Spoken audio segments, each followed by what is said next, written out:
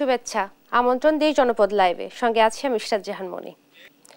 চাঁপাইনবাবগঞ্জে আবারও বাড়ছে নদীর পানি, দেখা দিয়েছে তীব্র ভাঙন।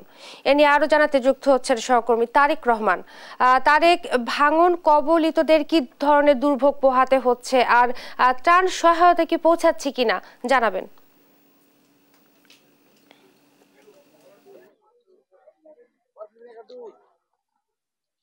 ইসরাত, আপনি যেমনটি বলছিলেন যে পদ্মার যখন ফারাক্কার বাঁধ ছেড়ে দেয় তারপর থেকে কিন্তু এক ধরনের চরম কিন্তু এই এলাকাগুলা ভাঙন শুরু হয়। আবার যখন পদ্মার পানি কমে তখনও কিন্তু ভাঙন শুরু হয়। এখন কিন্তু চরম ভাবে পদ্মার বিশেষ করে এই বগলাউড়ি ঘাট, পাকা, নারায়ণপুর বেশ কিছু ইউনিয়ন কিন্তু নদী গর্ভে বিলীন হচ্ছে। ইতিমধ্যে কিন্তু নারায়ণপুর ইউনিয়নের বেশ কিছু শিক্ষা প্রতিষ্ঠান, মসজিদ, মাদ্রাসায় কিন্তু নদী গর্ভে বিলীন হয়ে গেছে এবং নদী গর্ভে বিলীনের অপেক্ষায় আছে একটি মাত্র ইউনিয়ন পরিষদ ভবন।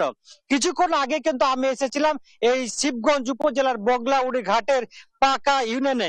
কিছুক্ষণ আগে যে বিষয়টি আমি এসে দেখতে পেয়েছি, এখানকার বাসিন্দারা জানিয়েছেন এখানকার প্রায় শতাধিক বাড়ি কিন্তু একেবারে নদী গর্ভে চরম ঝুঁকির মধ্যে রয়েছে বলে আমাদেরকে স্থানীয় জানাচ্ছেন। তারা বলছেন কি এক একজন 5 থেকে 6 বার, আবার কোন কোন ক্ষেত্রে 7 থেকে 8 বারও কিন্তু তারা বাড়ি ভেঙেছেন এবং বন্যার কারণে কিন্তু তারা কিন্তু দুইটি একসাথে বিপর্যয় দেখে দিয়েছে, একদিকে নদী ভাঙন, অন্যদিকে বন্যা। আপনাকে ইসরাত বলে রাখি, আজকে কিন্তু 7 সেন্টিমিটার পানি বৃদ্ধি পেয়েছে, ফলে দিন দিন কিন্তু গতকালে কিন্তু 5 সেন্টিমিটার পানি পদ্মা নদী বৃদ্ধি পেয়েছিল। এখন আপনাদেরকে আমরা বলতে পারি যে কন্টিনিউ কিন্তু এখন পদ্মা নদীর পানি বাড়ছে। এই পানি বাড়ার সাথে সাথে কিন্তু ভাঙনও কিন্তু তীব্র হয়েছে। আপনাকে বলে রাখি ইসরাত, সদর উপজেলার নারায়ণপুর ইউনিয়নের 2টি প্রাথমিক বিদ্যালয়, একটি বন্যা আশ্রয় কেন্দ্র, একটি মা ও শিশু কেন্দ্র, একটি কমিউনিটি ক্লিনিক, এছাড়াও হুমকিতে রয়েছে বেশ কিছু শিক্ষা প্রতিষ্ঠান ও ইউপি ভবন। এদিকে শিবগঞ্জ উপজেলার পাকা ইউনিয়নের বগলাউড়ি, নামজগন্নাথপুর এলাকার তীব্র ভাঙন দেখা দিয়েছে। আমরা একজন স্থানীয় বাসিন্দার সাথে কথা বলতে চাই এবং তার কাছ থেকে জানতে চাই আসলে যে পাকা নারায়ণপুর এলাকাগুলোতে যে নদী ভাঙন দেখা দিয়েছে, কি পরিমাণ নদী ভাঙছে আপনি একটু আমাদেরকে জানাবেন। আর আসলে কি যে ভাঙন রোধে সরকার কি পদক্ষেপ নিতে পারে একটু সংক্ষেপে। ভাঙন রোধে সরকারের বিশেষ করে এই মুহূর্তে তেমন কোনো মানে দৃশ্যমূলক দেখতে পাওয়া যাচ্ছে না, পদক্ষেপ দেখতে পাওয়া যাচ্ছে না। এখন এখানে সকাল বিকাল ভাঙন হয়, পানি বাড়লে একবার ভাঙে, পানি কমলে আবার ভাঙে। আর এই পানি বাড়া কমা নির্ভর করে একবারে ওই যে ফারাক্কা বাঁধ আছে, ফারাক্কা বাঁধের উপরে। ফারাক্কা বাঁধ থেকে এটা অল্প দূরে এবং এটাই হচ্ছে বাংলাদেশের মূল জায়গা, যেটা হচ্ছে ফারাক্কা বাঁধ থেকে স্রোতটা বা আঘাতটা এখানে এসে লাগে। যার কারণে দেখা যাচ্ছে যে স্থানীয় বাড়িঘর তো ভেঙেছে, সবচেয়ে বেশি ক্ষতিগ্রস্ত হচ্ছে পদ্মা ওপারের লোকজন, যেখানে আপনার দেখা যাচ্ছে যে অনেক স্কুল, কলেজ, মাদ্রাসা, রাস্তাঘাট এ তো ভেঙেছেই। অনেক লোক একবারে নিঃস্ব হয়ে গেছে, যার ফলে তারাকে এখান থেকে অনেককে পালিয়ে যেতে হয়েছে। এটা তো অহরহই ঘটনা। জি, ধন্যবাদ আপনাকে। ইসরাত, আপনি শুনছিলেন কি স্থানীয় একজন বাসিন্দা যে বিষয়টি জানিয়েছেন কি যে এই যে ফারাক্কা বাঁধ এখান থেকে মোটামুটি 15 কিলোমিটার দূরে, আমার পিছনে কিন্তু ফারাক্কা বাঁধ। এই ফারাক্কা বাঁধ যখন খুলে তখন এক সময় নদী ভাঙন দেখা দেয় এবং যখন পানি কমে তখন কিন্তু নদী ভাঙন দেখা যায়। স্থানীয় কৃষকরা আমাকে বলছিলেন যে আমাদের যখন অর্থাৎ এই চরাঞ্চলবাসীর যখন বাংলাদেশের মানুষজনের যখন পানির দরকার হয় না তখন কিন্তু তারা হুট করে পানি ছেড়ে কিন্তু এই অঞ্চলগুলোকে ডুবিয়ে দেয়, আবার যখন পানির দরকার হয় তখন কিন্তু তারা পানি পায় না। কিছুক্ষণ আগে আমার সাথে কথা হয়েছিল পানি উন্নয়ন বোর্ডের নির্বাহী কর্মকর্তার সাথে, তিনি আমাকে জানিয়েছেন যে এই যে নদীর যে ভাঙন হচ্ছে বামতির বা শিবগঞ্জ এবং সদর উপজেলার, এই ভাঙন রোধে তারা কিন্তু উচ্চ পর্যায়ে যে কমিটি আছে বা তাদের যে সংশ্লিষ্ট দপ্তর আছে সে দপ্তরের বিষয়গুলি জানিয়েছেন। তাদের কাছ থেকে যদি অর্থ বরাদ্দ পাওয়া যায় সেক্ষেত্রে কিন্তু তারা কিন্তু এই ভাঙন রোধে ব্যবস্থা নিতে পারবে।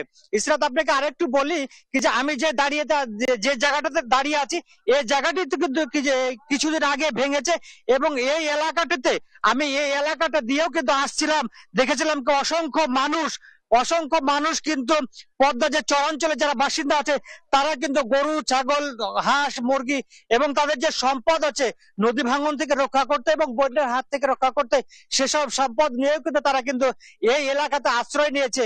সেই ক্ষেত্রে কিন্তু আপনাদেরকে বলে রাখি তারা যে অভিযোগটি করছিলেন যথেষ্ট পরিমাণে কিন্তু তারা ত্রাণ সহযোগিতা পাচ্ছে না, ত্রাণের অভাব রয়েছে এবং পানিবাহিত বিভিন্ন রোগও কিন্তু আক্রান্ত হচ্ছে শিশু, বৃদ্ধ সহ সাধারণ মানুষ। এই মুহূর্তে আমরা একটু বলতে পারি এই যে চাঁপাইনবাবগঞ্জে যে পানিবন্দী হাজার হাজার মানুষ পানিবন্দী রয়েছে তাদের পাশে দাঁড়ানো উচিত বলে স্থানীয় ভুক্তভোগীরা জানিয়েছেন। আরেকটি বিষয় না বললে নয়, এই কৃষি বিভাগ যে বিষয়টি বলেছে আমাদেরকে চাঁপাইনবাবগঞ্জে প্রায় 2000 হেক্টর মতো বিভিন্ন ফসল পানিতে নিমজ্জিত রয়েছে, কিন্তু স্থানীয় কৃষকরা বলছে কৃষি বিভাগের যে হিসাব দিয়েছে তার তুলনায় কিন্তু আরো বেশি কৃষকরা ক্ষতিগ্রস্ত হয়েছে। হাজার হাজার হেক্টর কলা, বিভিন্ন শীতকালীন শাক সবজি এবং বিশেষ করে এই চরাঞ্চল মানুষের যে প্রধান ফসল মাসকলাই, এই মাসকলাই কিন্তু ডুবে গেছে। আসলে দীর্ঘদিন প্রায় 1 মাসের অধিক যেহেতু মানুষজন এবং হচ্ছে কি নিম্নাঞ্চলগুলো প্লাবিত রয়েছে, সেক্ষেত্রে কিন্তু ফসলগুলো একেবারে নষ্ট হয়ে যাবে। ইরশাদ, এই ছিল আমার কাছে চাঁপাইনবাবগঞ্জের বন্যার সর্বশেষ অবস্থা। ধন্যবাদ আপনাকে। চাঁপাইনবাবগঞ্জ থেকে নদী ভাঙন এবং সৃষ্ট দুর্ভোগ নিয়ে বলছিলেন সহকর্মী তারেক রহমান। সনাতন ধর্মাবলম্বীদের সর্ববৃহৎ ধর্মীয় উৎসব শারদীয় দুর্গাপূজার প্রস্তুতি চলছে। এ নিয়ে আরো জানাতে মানিকগঞ্জ থেকে যুক্ত হচ্ছেন সহকর্মী আব্দুল আলিম। আলিম, দুর্গাপূজা তো একেবারে দ্বার প্রান্তে, কেমন দেখছেন পূজার প্রস্তুতি? ইশরাত, মানিকগঞ্জে 513টি পূজা মণ্ডপে এবছর শারদীয় দুর্গোৎসবের পূজা অনুষ্ঠিত হবে। তো আগামী 8ই অক্টোবর থেকে এই ষষ্ঠী পূজার মধ্য দিয়ে কিন্তু এই পূজা অনুষ্ঠিত হবে এবং আমরা যেটি জানতে পেরেছি যে এই ইতিমধ্যে প্রশাসনের পক্ষ থেকে এবং পূজা উদযাপন পরিষদের পক্ষ থেকে তারা ব্যাপক প্রস্তুতি নিয়েছে। প্রতিটি পূজা মণ্ডপে সিসি ক্যামেরা, নারী পুরুষদের জন্য আলাদা লেন এবং নিজস্ব জেনারেটর ব্যবস্থা সহ নানা প্রস্তুতি নিয়েছে এবং সেই সাথে পুলিশ প্রশাসন যেটি বলছেন যে তারা আইন শৃঙ্খলা রক্ষাকারী বাহিনী প্রতিটি মন্দিরে কিন্তু তারা সতর্ক অবস্থানে থাকবে এবং তারা যেটি বলছেন যে পুলিশ সদস্যের পাশাপাশি আনসার সদস্য এবং পূজা উদযাপন পরিষদের পক্ষ থেকে স্বেচ্ছাসেবকরাও কিন্তু এই পূজা মণ্ডপে কাজ করবে। আমরা ইতিপূর্বে আর যেটি জানতে পেরেছি যে পূজা উদযাপন পরিষদের যে সভাপতি বাসুদেব সাহা রয়েছেন এবং তিনি যেটি বলেছেন যে বর্ডার এলাকায় বা জেলার শেষের যে মন্দিরগুলো রয়েছে সেই মন্দিরগুলো একটু ঝুঁকিপূর্ণ বলে তারা চিহ্নিত করেছে। তারা যেটি বলছেন যে ভিন্ন জেলার লোকজন যখন এই মন্দিরে প্রবেশ করে তখন কিছুটা বিশৃঙ্খলা সৃষ্টি হতে পারে বলে তারা আশঙ্কা করছেন। তো আমরা এখন কথা বলবো মানিকগঞ্জ জেলা পূজা উদযাপন পরিষদের যে সভাপতি প্রভাষক বাসুদেব সাহা তার সাথে। আচ্ছা, এবছর কতটি পূজা মণ্ডপে পূজা অনুষ্ঠিত হচ্ছে, আপনারা প্রশাসনের পক্ষ থেকে আপনাদের কি কি ব্যবস্থা নেওয়া হচ্ছে এবং আপনারা কোনো ঝুঁকিপূর্ণ হিসেবে কোনো মন্দিরকে চিহ্নিত করেছেন কিনা? আপনাকে ধন্যবাদ। জেলা পূজা উদযাপন পরিষদের পক্ষ থেকে আমাদের মানিকগঞ্জ জেলায় এবার 513টি মন্দিরে 17 উপজেলায় অনুষ্ঠিত হবে এবং আমাদের সার্বিক প্রস্তুতি ভালো রয়েছে। ইতিমধ্যে আমরা প্রশাসনের সর্বপর্যায়ে আমরা মিটিং করেছি, সভা করেছি এবং আমাদের আইনশৃঙ্খলা রক্ষাকারী বাহিনীর যারা রয়েছেন সেনাবাহিনী সহ পুলিশ সহ আমরা প্রস্তুতি নিয়েছি। মানিকগঞ্জ হচ্ছে একটি সাম্প্রদায়িক সম্প্রীতির জেলা। আমাদের সকল রাজনৈতিক দলও আমাদের সাথে রয়েছে, তারা আমাদের সাথে সভা করেছেন, মিটিং করেছেন। আমরা আশা করছি ঝুঁকিপূর্ণ বলতে যেটা আমরা বোঝাই সেটি আমরা মনে করি না, তবে আমাদের বর্ডার এলাকা যেটি আপনি বলেছেন, আমাদের ধামরাই সাথে সীমানা রয়েছে, এদিকে নবাবগঞ্জের সাথে, ওই এলাকায় একটু আমরা অতিরিক্ত সতর্ক থাকার জন্য বলেছি। তো তারপরে সর্বোপরি আমরা মনে করি যে আমাদের মানিকগঞ্জ জেলার এবারের শারদীয় দুর্গোৎসব অন্যান্যবারের মতো আমরা প্রস্তুতি সফলভাবে আমরা প্রস্তুতি নিয়েছি। আমরা আশা করি মানিকগঞ্জে কোনো অনাকাঙ্ক্ষিত ঘটনা ঘটবে না। আমাদের মানিকগঞ্জের সাম্প্রদায়িক সম্প্রীতির যে উজ্জ্বল ইতিহাস রয়েছে সেই ইতিহাসকে সমুন্নতি রেখে মানিকগঞ্জের সকল ধর্ম বর্ণের মানুষ, প্রশাসন এবং রাজনৈতিক নেতৃত্ব সকলের সহযোগিতায় এবারও আমরা সুন্দরভাবে। ধন্যবাদ আপনাকে। ইশরাত, যেমনটি শুনছিলেন যে জেলা পূজা উদযাপন পরিষদের সভাপতি বাসুদেব শাহ বলছিলেন যে মানিকগঞ্জ একটি সম্প্রীতির দেশ এবং জেলা, এবং এই জেলায় কিন্তু গত কোনো বছরই কোনো অনাকাঙ্ক্ষিত কোনো ঘটনা ঘটেনি, ইতিপূর্বে ঘটেনি। এবছরও তারা আশা করছেন যে পূজা মণ্ডপগুলোতে এবং সুশৃঙ্খলভাবে তারা পূজা উদযাপন করতে পারবে বলে তারা জানিয়েছেন। তো ইশরাত, এই ছিল আমার কাছে শারদীয় দুর্গা উৎসব নিয়ে সর্বশেষ খবর।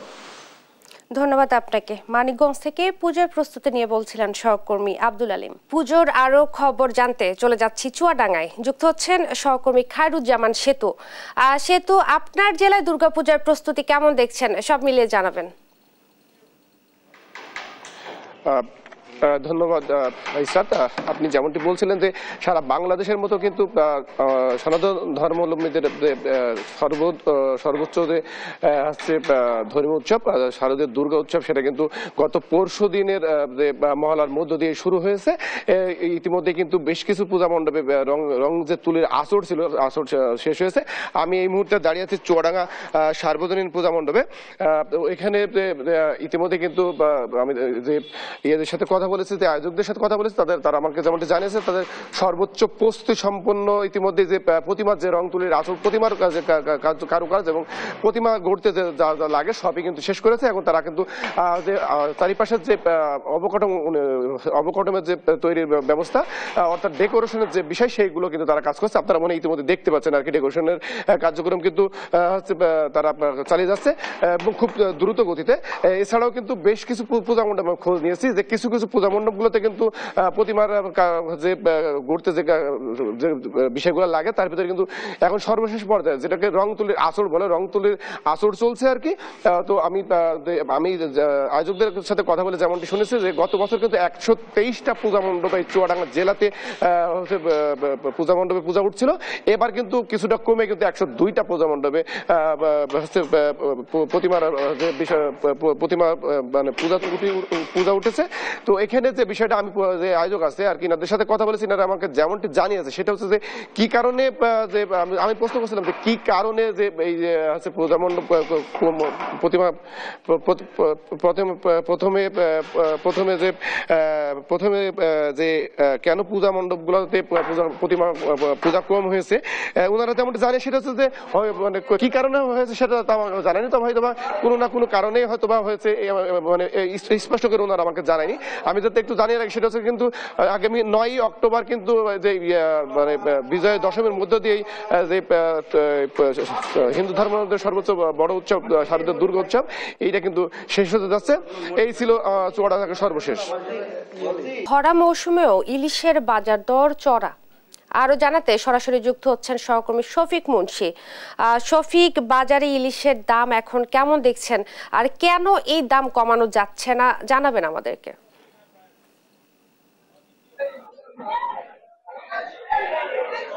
ইশরাত, আপনি জানেন যে দুর্গোৎসব উপলক্ষে কিন্তু আমাদের পার্শ্ববর্তী দেশ ভারতে বর্তমানে কিন্তু বাংলাদেশ থেকে ইলিশ রপ্তানি চলছে এবং এই ইলিশ রপ্তানি চলবে আগামী 12 অক্টোবর পর্যন্ত। এবং সেই উপলক্ষে আমরা বরিশাল এই পাইকারি যে মৎস্য আড়তগুলো সকাল থেকে ঘুরে দেখেছেন, তো সেই জায়গাগুলোতে কিন্তু তুমুল ব্যস্ততা ছিল, প্রচুর ইলিশ মাছ ছিল এই অঞ্চলের সাগর এবং নদীর, এবং যেগুলো আসলে প্যাকেটজাত এবং বরফজাত করে তৈরি করা হচ্ছিল ভারতে পাঠানোর জন্য আর কি, প্রস্তুত করার জন্য। কিন্তু এর একটু বিপরীত চিত্র কিন্তু নগরীর যে খুচরা বাজার সেগুলোতে আমরা দেখেছি, যে সেই জায়গাগুলোতে কিন্তু ইলিশের সরবরাহ তুলনামূলক কম, এবং সরবরাহ কম থাকায় কিন্তু দামও প্রায় আকাশচুম্বী। আমরা খুচরা বাজারগুলো ঘুরে যেটা দেখেছি যে 1 কেজির নিচের যে ইলিশগুলো, বিশেষ করে 700 থেকে 900 গ্রাম ওজনের ইলিশগুলো কিন্তু বিক্রি হচ্ছে প্রতি কেজি 1600 থেকে 1800 টাকায়। অন্যদিকে 1 কেজি ওজনের যে ইলিশ আছে সেগুলো কিন্তু প্রতি কেজি প্রায় 2050 টাকা থেকে শুরু করে 2200 টাকা দামেও বিক্রি হতে দেখা গেছে খুচরা বাজারে।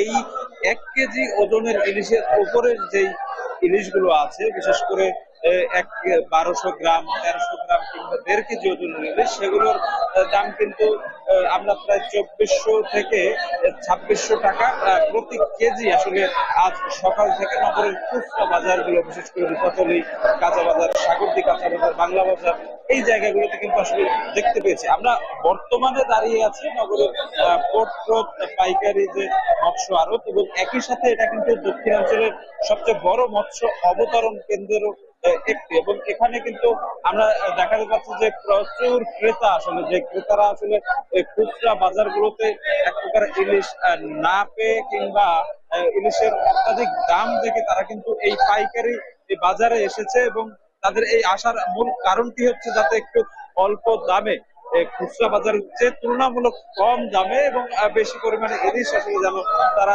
কিনতে পারে। আমরা কিন্তু আমাদের দর্শকদের দেখাতে পারছি যে এই পাইকারি বাজারে কিন্তু প্রচুর ইলিশের সমারোহ, এবং একই সাথে কিন্তু আজ সাপ্তাহিক ছুটির দিন অর্থাৎ শুক্রবার হওয়ায় এখানে কিন্তু অন্যান্য দিনের তুলনায় ক্রেতার যে সমাগম সেটাও কিন্তু বেশি, এবং এই সমাগম কিন্তু একদম সকাল থেকে শুরু হয়েছে। তারা এই নগরের বিভিন্ন প্রান্ত থেকে আসলে এসেছে যে এই পাইকারি বাজার থেকে কিছুটা কম মূল্যে আসলে হয়তো তারা ইলিশ পাবে এই আশা নিয়ে, কিন্তু সেই আশায় যে খুব যে তারা সফল তেমনটি আসলে বলা যাবে না, কারণ এই পাইকারি বাজারেও কিন্তু হয়তোবা মাছের সরবরাহ বেশি চোখে পড়ার মতো থাকলেও দাম আসলে একদম ক্রেতাদের নাগালে এমনটি বলা চলবে না। আমাদের কাছে ক্রেতা যারা আছে তারা কিন্তু এমন অভিযোগটি করেছে অনেকে যে ভারতে যে পাঠানো হচ্ছে ইলিশ সেগুলো প্রতি কেজি সর্বনিম্ন আর কি $10 রেটে পাঠানো হচ্ছে, সেটি বাংলা টাকায় দাঁড়ায় এমন যে 900 টাকার মতো কেজি করে পাঠানো হচ্ছে ভারতে। কিন্তু অন্যদিকে এই আমাদের দেশি যে ক্রেতা, বিশেষ করে খুচরা ক্রেতা যারা আছে, তারা কিনতে গেলেই সেই মাছের দাম কিন্তু অনেক বেশি তাদের কাছে পড়ছে। অবশ্য এই ক্রেতাদের এই দাবির সাথে ব্যবসায়ী যে যারা আছেন তারা কিন্তু একমত নন। তারা আমাদেরকে যেটা জানিয়েছেন যে তারা যেই টাকা মূল্যে, যে মূল্যে আসলে ভারতে পাঠাচ্ছে সেটা আসলে খুব বেশি দেশীয় বাজার থেকে তারতম্যে নয়, কিন্তু আমরা তাদের কাছে দামটা জানতে চেয়েছিলাম। তারা যদি বলেছে যে তারা একটা গোপনীয় শর্তের মাধ্যমে আসলে তারা তাদের যে ইলিশ সেগুলো রপ্তানি করছে বিধায় তারা ওই দামটি এখন আমাদেরকে বলতে পারবে না, কিন্তু তারা এটা বারবার করে আমাদের বোঝানোর চেষ্টা করেছে যে খুব বেশি আসলে দামের পার্থক্য বা তারতম্য আসলে নেই।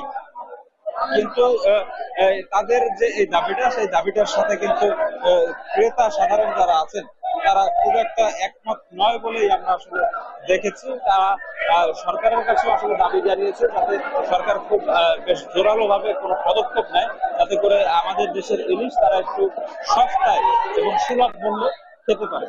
এই ছিল আমার কাছে বরিশাল পোর্ট রোড মৎস্য অবতরণ কেন্দ্র থেকে ইলিশ মাছের বাজার সংক্রান্ত সর্বশেষ। ধন্যবাদ আপনাকে। দিনেও স্বস্তি নেই রাজধানীর নিত্যপণ্যের বাজারে। আরো জানাতে কারওয়ান বাজার থেকে যুক্ত হচ্ছেন সহকর্মী আলিমুজ্জামান সাফওয়ান। সাফওয়ান, বাজারে এসে কি বলছেন ক্রেতারা? নিয়মিত তদারকি চলছে কিনা?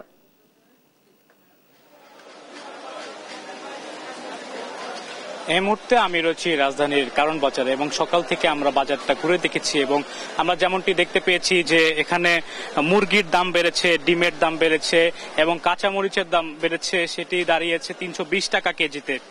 এরপরে ধনেপাতা, যেটি আসলে বাজারে একবারে পাওয়াই যাচ্ছে না, যেসব দোকানে ধনেপাতা রয়েছে সেগুলো বিক্রেতারা 600 টাকা পর্যন্ত কেজি চাচ্ছে। বাজারে আসলে একটি কৃত্রিম সংকট আর চলছে বলা চলে শাকসবজির। এর কারণ হিসাবে বিক্রেতারা যেমনটি বলছে যে উত্তরবঙ্গে বন্যার যে পরিস্থিতি রয়েছে, যার কারণে সঠিক পরিমাণে যে পণ্য বাজারে আসা দরকার সেই পরিমাণে পণ্য বাজারে এসে পৌঁছাচ্ছে না, যার কারণে একটি সংকট তৈরি হয়েছে এবং প্রায় প্রত্যেকটি কাঁচা পণ্যের দাম 20-30 টাকা বেড়েছে এবং অত্যাধিক হারে যেগুলো বেড়েছে সেটি হচ্ছে কাঁচামরিচ এবং ধনেপাতা। এছাড়াও টমেটোর দাম বেশি, এর পাশাপাশি বেগুন, সবকিছুর দামই আসলে বেশি বলতে পারেন। এছাড়া মাংসের বাজারের কথা যদি বলি, মধ্যবিত্তের নাগালে শুধুমাত্র ব্রয়লার মুরগি থাকে এবং ব্রয়লার মুরগি গত সপ্তাহ থেকে এবারও দাম বেড়েছে। গত সপ্তাহে যেখানে 165-170 টাকা বিক্রি হয়েছে, সেখানে আজকে ব্রয়লার মুরগি 195 থেকে 200 টাকা বিক্রি হচ্ছে। এর পাশাপাশি তেলের দাম বেড়েছে, মাছের দাম বেড়েছে এবং ইলিশ মাছের দামও বেড়েছে। ইলিশ মাছ আজকে আমরা দেখতে পেয়েছি যে 1700 থেকে 1800 টাকা কেজি বিক্রি হচ্ছে। এবং একটি ডিমের দাম যদি আমি বলি, ডিমের দামও কিন্তু গত সপ্তাহ থেকে বেড়েছে। গত সপ্তাহে যেখানে ডিমের দাম ছিল 155-152 টাকা ডজন, সেখানে আজকে ডিমের দাম বেড়ে দাঁড়িয়েছে 165-170 টাকা ডজন এবং খুচরা বাজারে এই ডিমের দাম কিন্তু 190 টাকা 185 টাকাও বিক্রি হচ্ছে। সব মিলে আসলে বলা চলে যে টানা কয়েকদিনের বৃষ্টি এবং উত্তরবঙ্গের বন্যা সব মিলিয়ে রাজধানীর বাজারগুলোতে একটি বেশ প্রভাব পড়েছে এবং যারা নিম্ন মধ্যবিত্ত আয়ের মানুষ রয়েছেন তাদের জন্য অনেকটাই ভোগান্তি হচ্ছে। তারা এক প্রকার 100 টাকা থেকে 120 টাকার নিচে কোনো শাকসবজি কিছুই কিনতে পারছেন না এবং মাছ মাংস আসলে একটি বিলাসিতা হয়ে দাঁড়িয়েছে। এই ছিল আসলে রাজধানীর কারণ বাজার থেকে আমার কাছে থাকা সর্বশেষ তথ্য। ধন্যবাদ আপনাকে। কারওয়ান বাজার থেকে বাজার পরিস্থিতি জানাচ্ছিলেন সহকর্মী আলিমুজ্জামান সাফওয়ান। এবার যাব খুলনায় এবং জানবো সেখানকার বাজার পরিস্থিতি। যুক্ত হচ্ছেন সহকর্মী নুর ইসলাম রকি। রকি, মাছ মাংসের বাজারে তো স্বস্তি নেই, শাকসবজির বাজারের কি খবর জানাবেন?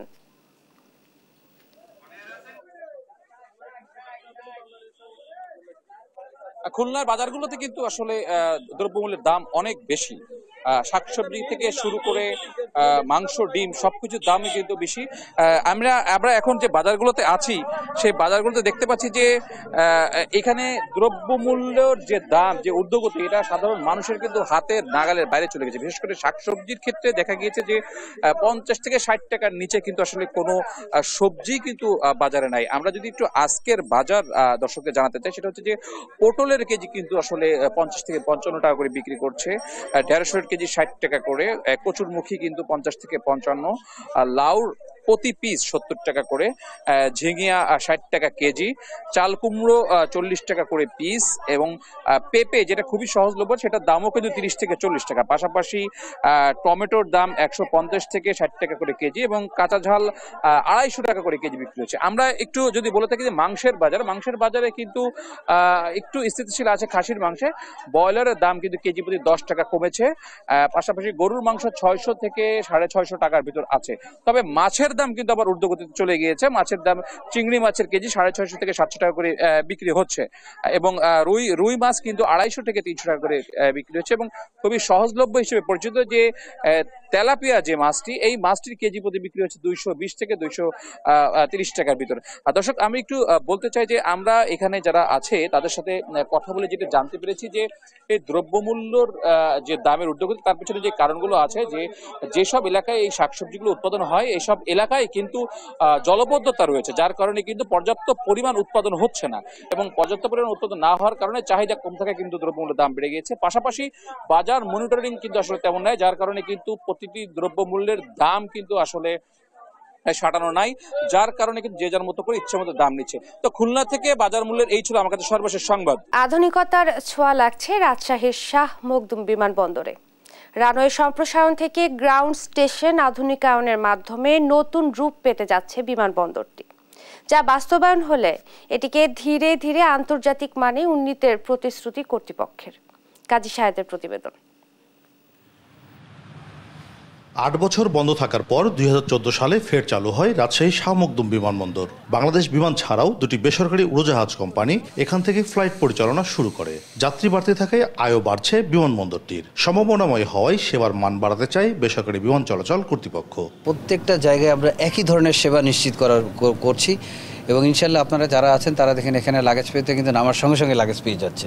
তারপরে তাদের যে সেবাগুলো প্রত্যেকটা সেবাই ভালো আছে এবং এই জন্য আমরা আসলে প্রত্যেকটা এয়ারপোর্টে যাচ্ছি যে একই স্ট্যান্ডার্ডের সেবা যেন ইন্টারন্যাশনাল হোক, ডোমেস্টিক হোক, যাত্রীরা যেন একই ধরনের সেবা পায়। VIP lounge, counter, boarding gate, নতুন ডিপার্চার ও অ্যারাইভাল অ্যালাউঞ্জে লাগেজ বেল্ট তৈরি সহ বিমানবন্দরের সক্ষমতা বাড়াতে এরই মধ্যে চলছে উন্নয়ন কাজ। আগে প্যাসেঞ্জার ক্যাপাসিটি ছিল এট এ টাইম 160 জন, এখন কিন্তু বেড়ে সেটা 330 জন হবে। আর যেটা যারা আমাদের স্টেক হোল্ডার হিসেবে কাজ করেন এয়ারলাইন্সগুলা ওদের ওরা জায়গা পাবে এবং বেল্ট থাকবে যাত্রীদের ব্যাগেজ কালেকশনের জন্য এবং যাত্রী সেবার মান বাড়বে। রানওয়ের সম্প্রসারণের কাজ 32% শেষ করেছে চীনের ঠিকাদারি প্রতিষ্ঠান। অন্যান্য কাজও চলছে দ্রুত গতিতে। নির্ধারিত সময়ের আগে কাজ শেষ করার প্রত্যাশা ঠিকাদারি প্রতিষ্ঠানের। এতে 4 থেকে 6 গুণ বেশি বিমান পরিচালনা করা সম্ভব হবে বলছে কর্তৃপক্ষ। ডোমেস্টিক যে ফ্লাইটগুলো আছে এগুলো বাড়ানো যাবে, কারণ হচ্ছে আমাদের রানওয়ে তখন আরো আপডেট হয় ভালো হবে। এই কারণে আমরা অন্য ফ্লাইটগুলো এখানে ল্যান্ডিং করাতে পারবো বলে মনে করি। 5টা ফ্লাইট ওঠানামা করে, এরপরে আমাদের রানওয়ে যদি স্মুথ হয়, ভালো হয়ে যায়, তাহলে আরো ফ্লাইট এখানে ইন করতে পারবে। নতুন টার্মাক কিন্তু হয়ে গেছে অলরেডি। আপনার কাজ প্রায় টোটাল প্রোগ্রেস হলো 32%, এবং এটা নভেম্বরে কাজ শুরু হয়েছে, গত নভেম্বরে, এবং এখন পর্যন্ত 32% কাজ হয়ে গেছে, খুবই সন্তোষজনক। রানওয়ে মসৃণ না হওয়ায় নানামুখী অসুবিধার কারণে চাহিদা থাকা সত্ত্বেও ফ্লাইট সংখ্যা বাড়ায়নি উড়োজাহাজ প্রতিষ্ঠানগুলো। নতুন রানওয়েতে বিমান পরিচালনা সহজ হবে বলছেন ঠিকাদারি প্রতিষ্ঠানের প্রকৌশলীরা। বর্ধিত মেয়াদে এ প্রকল্পের কাজ শেষ হওয়ার কথা আছে 2025 সালের 30 জুনে। কাজী শাহেদ, দেশ টিভি, রাজশাহী। এই ছিল এখনকার দেশ জনপদ লাইভ। পরের বুলেটিন দেখার আমন্ত্রণ রইল। এছাড়া দেশ টিভি সর্বশেষ সব খবর পেতে ভিজিট করুন www.desh.tv। ফেসবুকে আমাদের সঙ্গে যুক্ত থাকুন দেশ টিভি অথবা দেশ টেলিভিশন পেজে। সর্বশেষ সব ভিডিও পেতে ইউটিউবে আমাদের হ্যান্ডেল @দেশ টেলিভিশন অথবা @দেশ টিভি নিউজ লিখে সার্চ করুন। ধন্যবাদ সবাইকে।